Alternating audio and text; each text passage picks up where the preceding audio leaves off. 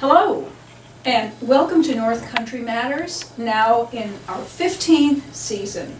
I'm Bess Kearney, here today for a conversation with Mary Jones and Linda Potter about their upcoming podcast series, The Traveler's Guide to Life. Mary is Director of Family Support Services for Hospice and Palliative Care of St. Lawrence County. And Linda is a board member and active volunteer at Hospice. Mary, Linda, welcome. Thank you. Nice to see you. Thank you. Mary, are a frequent flyer. You're collecting points here on North Country Matters. So welcome back. And would you remind our viewers of your role at Hospice of St. Lawrence Valley and what it involves? Okay.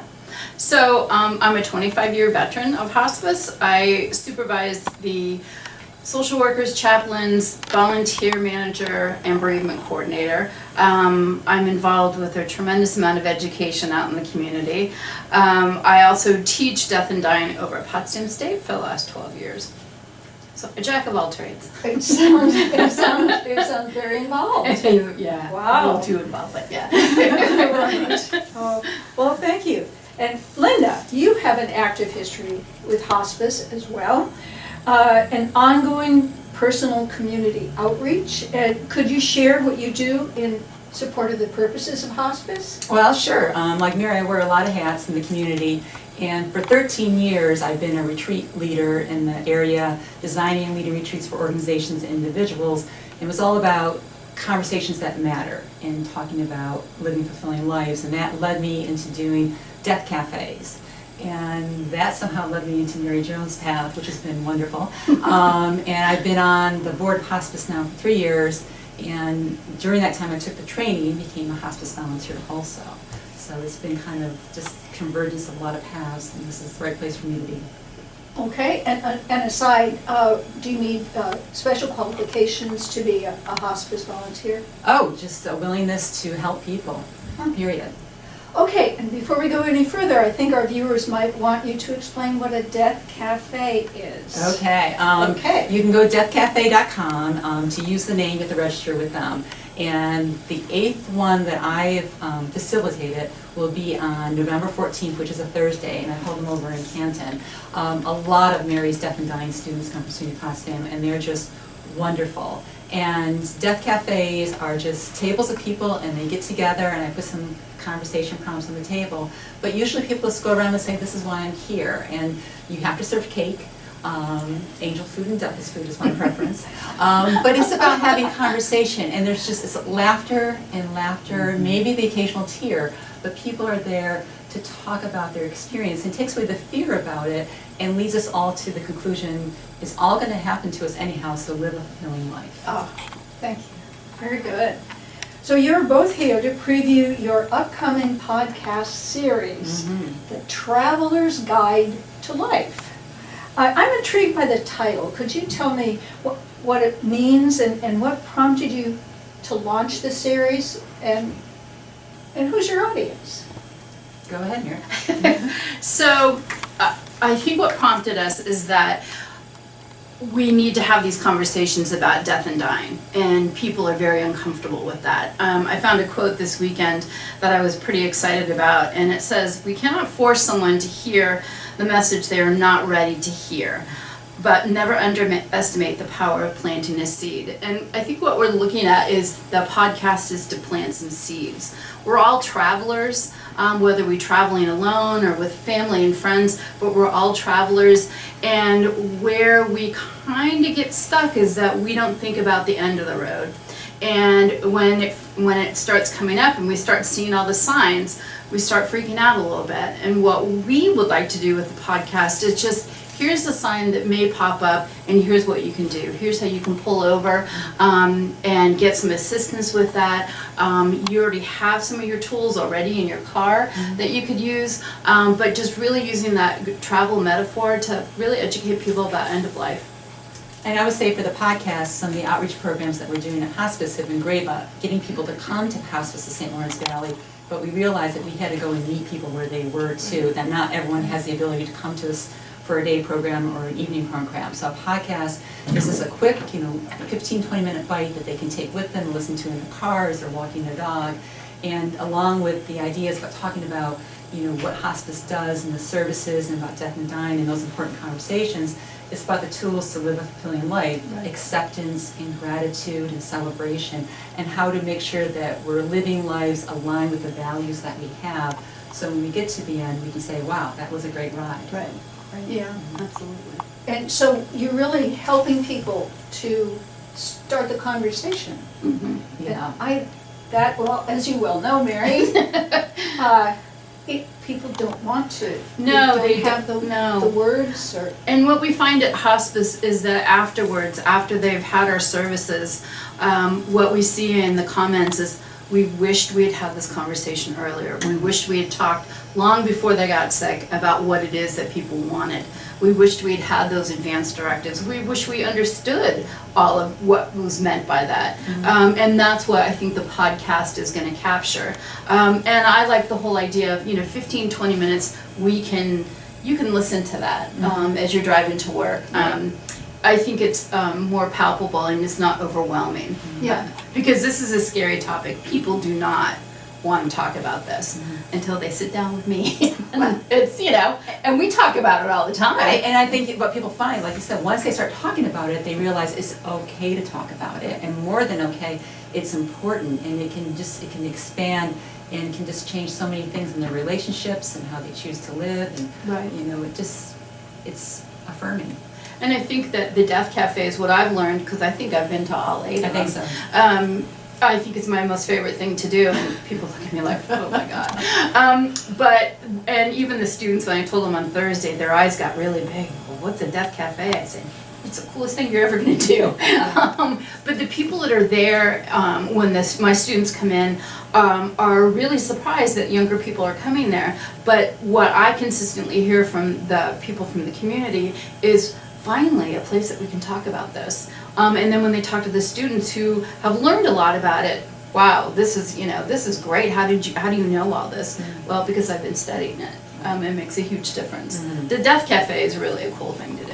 And it sounds like it's for young people, but, any age, Any right? age. And a lot of older people come to it. Right. And the students love that. Right. They absolutely love their wisdom and what they've learned along the way. Yeah, Well, and I imagine that there are things to be learned from the younger people absolutely. as well. Absolutely. Yeah. So your audience for the podcast is sort of the same? Yeah, it's for Or- anybody. It's really for anybody who's interested. I think it's having that conversation. It's, we're using, again, travel, but everyone's traveling that road. And who isn't always looking for that neat spot to kind of pull out and take a rest at? Who's not looking for that great place to go and eat? And that's, I think, what, at least I think we're going to be providing for that. Yeah, yeah. So you're sort of giving people the vocabulary, the ideas. For example, what are the important pieces of paper that you need Right. in your glove Glove box? box in my glove compartment. Right, yeah. That will be one of them. And it's so hard. I am well aware, in my own experience, how to open the conversation, especially with your kids. Right. I can fight about anything with my husband, but when you're starting the conversation with your children, Right. how do you start it? So Right. This And is like- people, yeah. and adults are worried that their kids aren't ready to hear it, and the kids are like, well, I'm not ready to hear this, I'm not ready. And, these are 50 and 60-year-old adults that aren't ready to hear that. That's true. And I think that if we can give them the language and help them to feel comfortable with it, and more importantly, understand what this is all about, that's huge, to understand something really big and make it more palpable for them to manage. And it does it must level the playing field because it's within acceptance and understanding and acceptance Right. that we are all on the same path. Right. We are, Yeah, yeah. It's the one life experience we're all going to share. exactly. Right. And it sort of gets rid of that phrase, well, if I die, Right. Mhm. yeah. Right. Right. Right, so develop some peace of mind as you're heading to it, to at least have the conversation and then take other steps. Yeah. Because like all things in life, you want to appreciate the journey. And there's ways to appreciate the journey as you're coming to the end. And I think we talk a lot about quality versus quantity, something that we'll be talking in future podcasts. But what is it we want this to look like at the end? Do we want to have our family all around us? Do we want to be comfortable? What does that end look like for us? And what's most important to us? And then how do we convey that to our family and friends? Oh, there's that. Yeah. Yeah. I don't want to go through all the chemo. I want you to give me everything that you got, because I'm not ready to go. I think it's helping people to realize that this is an individual pathway that they're traveling. And like Linda said, that grace and gratitude, how do we really embrace that at the end of life? Because at the end of the day, it's like, woohoo, what a ride this was. Instead of going, oh my gosh, I'm dying, what does that look like? We want to take some of that anxiety away from that. Right. And that was such an interesting thing you said, that it's an individual journey, meaning we're all going to the same place, but we're all going to take slightly different roads. Right. And- Absolutely. Yeah. Right, and it's knowing your values, of course, because for some people maybe at one end of the spectrum that they want every intervention, some people are like, no, I'm done, this is what I want. And the point is to take the time to think about it and to articulate it. And it takes time to do that, and you can't do it all at once. And it's just No. so, that's, I think the podcast does so well, it's like little bits of information here and there. And once they want to learn more, through hospice, they can find other avenues and other resources, say, well, that's interesting, how do I do that? So maybe they come to one of the programs we're doing at night, maybe they come to utilize resources at hospice at the library, maybe they come to talk to somebody. Right. So it's helping people along the way, knowing that it's difficult, but knowing how important it is to make these decisions and have these conversations. Yeah. So what are some of the topics that the Traveler's Guide to Life is going to cover? Some of the things that, I know that we are putting episodes together, it's about acceptance, roadside assistance is knowing what hospice and our AIM, advanced illness management, what does that mean, and how do you decide when and what's right for you? It's having the right documents in your glove compartment. It's easing off the gas, knowing how to slow down in life and really savoring what's important. And part of that is setting boundaries and learning what to say no, and again, it's spending the time to know what's important to you, to how to be present and pause. Games for the trip, which prompts and ideas. There's lots of great places out there on the internet and decks of cards and just questions you can use to just start the conversation. And it doesn't have to be in a morbid, terrible way. Just be like, this is what's important to me. This is what I think I want to make sure that you all know. And looking at gratitude and intention and celebration. But we had a great time as we put together the podcast. All the different ideas. When you look at a Traveler's Guide to Life, there's so many wonderful things. Oh, So- endless, yeah. Which kind of, at the beginning we were all, what? And now it's really narrowing it down. And Yeah. we've got the first season scripted. Now the next step is to record it, and then moving forward from that. So how will listeners find you? Well, we're working on that. That's work in progress. But they can always go to the hospice website, because we will have a link right there on the front page to the podcast, and it'll take you to wherever the podcast is housed. We haven't found a platform yet, but we're working on that. Everything's the hospice website, though. Yeah. And anything that we talk about today is at the hospice website. We want that to be a resource for people who may not want to talk to their family yet, but boy, what a great place to come and get information, start reading books, look at some TED Talks. All of that is right there to, again, diminish some of that anxiety. Because once you start reading about it, it's pretty fascinating, and it does diminish some of that anxiety. I mean, we all don't want to die, but it's going to happen. So how do we make the best of that? Yeah. So it's hospiceslv.org. .org. Yes. Okay, good, and I think it might be on the screen at some point. So what a wonderful resource it is. What could they expect to find when they log on, when I log on? I've seen it, but I haven't even explored all of it yet. Well, I was looking at it today, and I know that in the process of updating it, You're going to see all kinds of information. You're going to see quotes from families. We have, there's a great TED Talk, Before I Die, I Want To. And it's by a woman who was an architect down in New Orleans. And she created this whole board on Before I Die, I Want To, and put it up in her neighborhood as a way to kind of brighten up the neighborhood, but also to initiate conversation. And much to her surprise, the board was completely filled the next morning. And what the video really talks about is it's not about waiting to die, it's about what you want to do right now. So when people come into hospice, we have a board that says, Before I Die, I Want To, and they write whatever it is that they want to do, and then we put that on our website. So that's one of the first things you're going to see. There's tabs at the top, and under resources, you're going to see end of life recommendations. There's videos. The videos are really links to TED Talks. We just put one on by Nora McInerney about grief and moving forward with that person. It's very funny and very poignant, not what you would expect when somebody's talking about grief. Brad Metzler, who has done a whole string of really interesting, intriguing thrillers, has a great TED Talk on how to write your obituary. And we've actually done the obituary at hospice, and we were talking today about doing it again. Oh, yeah. And it's not about printing your resume, it's about telling the people who you are and what's your legacy going to be. Mm-hmm. And we've read some pretty fabulous, we were talking about how we all read the obituaries, just the sideline of our business, but we're always impressed and love the stories that come out in that. And then we have a list of books. And again, that's a growing list. We have Katie Butler's The Art of Dying Well, which is the how to get your life in order to die, all the things that you need to consider.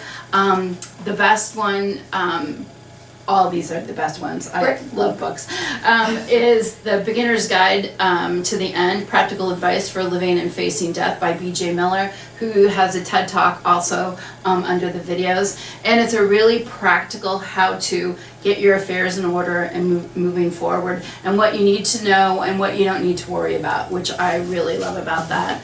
My all-time favorites are The 4 Things That Matter Most by Dr. Ira Byock, and that's really about having a conversation long before that person dies of saying, please forgive me, I forgive you, thank you, and I love you. I think too often people are waiting for that deathbed conversation, and when it doesn't come, they feel very defeated by that. And it's not waiting until the deathbed. It's really doing this conversation long before that happens. And it's stories. I think all of these are stories. And I think stories are the best way to convey this whole art of death and dying. And then my last one is Dr. Atul Gawande on Being Mortal. And it's just such a fascinating read of how we're not getting out of aging. We need to understand how we age and what's in store for us, and then how are we going to move forward. And he talks a lot about autonomy. And for elderly people, for all of us that are aging, we still think we're 18 in our head. So we don't see that the rugs on the floor could trip us and we could fracture a hip. We still think that we can live independently, when at 97 we're becoming a little bit too fragile to do that. So he talks about that and how we can help people to still maintain that autonomy, but how do we keep them safe as well? So that's really, all of these and are good. This one, by the way, was one of the subjects of a previous North Country Matters program. Yes, we have talked about that Are those before. accessible on the hospice website? Yes. If you go into it's EOL End of Life reading recommendations, these books will be on there. Okay. And you can get these books through the hospice library. Yes, you can. We have been building a library for probably the last 20 years. Probably in the last 3 years, we have really made a concerted effort to clean it out and have more current information. And all of these can be found in the hospice library. Probably by October 1st, we will have all the mechanisms in place for people in the community to come check out a book. The collection is completely death, dying, and grief. We're not going to have anything else, but it's a pretty extensive collection. And we stay on top of what the current information, the current books are coming in, which is just a thrill. I love that. And are there links to North Country Matters segments? the Yes, website? there Uh-huh. are. Yes, there are. Okay. And I believe that's under resources. Okay. But right now, I'm working with them to get everything in there. Excellent, okay. The one quick other thing that's also in there is about advanced directives. And we have the booklet, 5 Wishes. And that is an opportunity for you to write down what your wishes are. And it walks you through the whole, all the information that you're going to need to share with your family. And it also has a link to the Conversation Project that helps you to have that conversation with your family, which is, has all the questions. It is an incredibly helpful website to go in and check out. And it also has a link to advanced directives from all 50 states and some of the territories that you can click on, and it's going to take you right there, and you just put whatever state you live in or territory, and it pulls it right up. Because not all advanced directives are the same. Different states have different requirements. The Conversation Project. Yes. Interesting. Yeah. Interesting. All of that is on the website. Oh, wow. Yeah, it's pretty cool. I'm gonna have to revisit. Oh, I'm sorry, one more thing. We just launched this and it's very cool. It's called Your Life. It's on the top bar. And it's a keepsake opportunity that patients, veterans, family members, it's free to anybody, that you can go in and create an account and you can record your messages, you can post photos, you can write your story, and you can share it with your family. You can even have letters ready to go for your family after you die that would be delivered on your birthday, their birthday, Christmas, and the holidays. Everyone has to be on board for this. They're private accounts, but it's a pretty cool website. I know some of the staff have signed up. I know I've got to do that. It's probably going to be next weekend. But it's called Keepsakes. It's from a guy in England who works for Hospice, and he's finally making it into the market here in the United States, and we're the first hospice in New York to have this. So we're pretty excited about it. But it's a great way to share memories and pictures. You can download videos if you want, but it's all right in one place instead of how we've got things scattered all over. I recently had a conversation with my siblings about, does anyone have a recording of mom or dad, their voices, you know?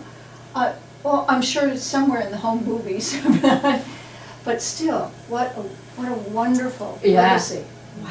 And I think it's really important for the family. I think that legacy is, for some families, not there. And I think that it always happens after somebody dies, oh, I wish I'd asked more questions. And that's kind of the basis of why this man started it, because his stepfather died and, oof, I wish I had asked more questions. So he thought, if we do this now and getting people sharing, what a great way to keep that legacy going. What a wonderful service. Yeah, Wow. it's pretty cool. So, do you have any final words for your soon-to-be podcast followers? I think it's going to be quite the ride.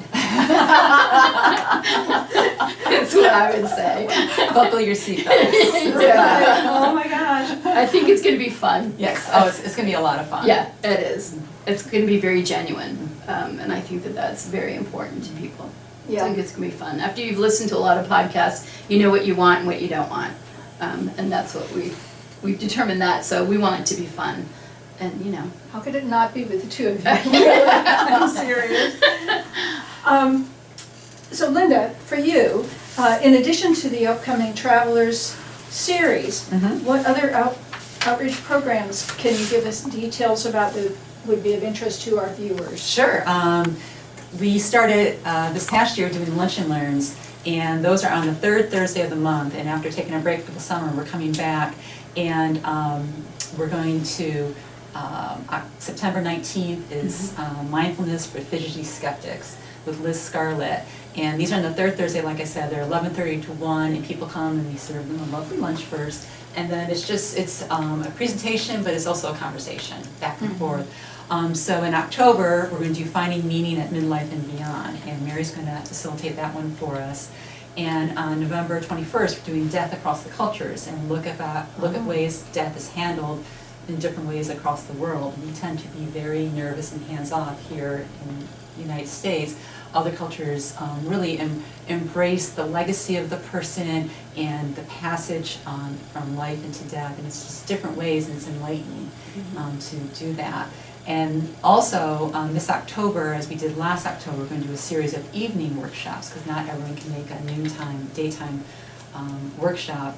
So those will be on alternating Wednesdays, so October 2nd, then the 16th and the 30th. So starting the beginning of October 2nd, and these are 5:30 to 7, and we serve soup, bread, and cheese. We just found that food is a good way to get people to come, but also, you know, it sets a very comfortable atmosphere for people. Sort of like the dinner table conversation. Right, that's why there's Exactly. cake at a Death Cafe. There you go. So October 2nd is just in case preparations for peace of mind, and getting those documents together and making sure that you have all that. And then the 16th, Mary again will be doing that finding meaning at midlife and beyond, which is a stage of life where there's a lot of change, and some of that change is marked by loss, or change professionally, kids leaving, maybe we've moved, a change in location, or we're downsizing, and really trying to find that new identity. And it works in a lot of themes that hospice works with, as far as, you know, that grief is. There's movement and change in our lives. It's not only with death, so trying to develop life skills for moving through midlife and finding that purpose in our lives again. And then October 30th, we're doing self-care for the sandwich generation, because we're finding that there's a huge demographic out there, and I'm part of that you're caring for aging parents, but you also still have kids that you're taking through high school into college.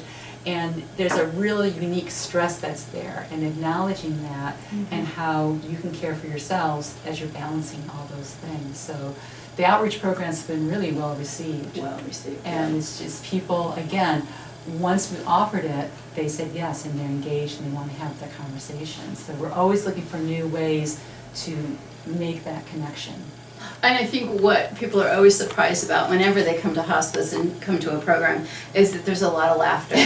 And they don't connect laughter and hospice at all. And I know that they walked out, a couple of them saying, wow, we didn't see us laughing as much as we the did. obituary writing. Yeah. People laughed and laughed. They did. I'm sorry I missed that. I had it. It was a lot of fun, It and was good. people did not see that coming. But No. it was a fun workshop. So we make it fun. And that, I think that's really the ticket right there. Yeah. We take away, dun, dun, dun, dun, dun, dun, dun, dun, dun, which is what everyone thinks. And I think that's the whole point of the podcast, that this is not about death. Hospice is about living. And how do we live as fully as possible to the end? Because we're living right up to that last moment. Right. So it's, how do we do that? And it's conversations, it's knowing what's important, it's making connections with people. And I think that's the essence of the podcast. And that's what we're trying to do with all these other programs that we're looking at. Right. And that we are presenting and people are receiving so well. And it helps people see what they have in common. Yes. Yes. Life. Yes. Right. Yeah. Excellent. Yeah. Well, thank you. Thank you for doing this. Thank you. If I wanted to know more about the offerings at hospice, I would go to hospicesld.org. Correct. And would all of those programs be listed? Yes. Everything's there, and Yes. the space is limited for these programs that we do at hospice, so registration is recommended, Okay. so call and just reserve your spot. Yeah. But we're always looking for people to come, and if people have ideas about programs they want us to offer, pick up the phone and call hospice and talk to someone there Right. about it. Absolutely. Okay. We're looking for ideas. All right, very good. Well, I guess our time is up. Thank you so much for being here. These conversations are a production of North Country Matters, filmed here in the Potsdam Public Library, Fred W. Cleveland Computer Center. The show is a civic collaboration between the St. Lawrence County League of Women Voters and the Potsdam Public Library. Until next time, remember, our North Country matters. Thank you.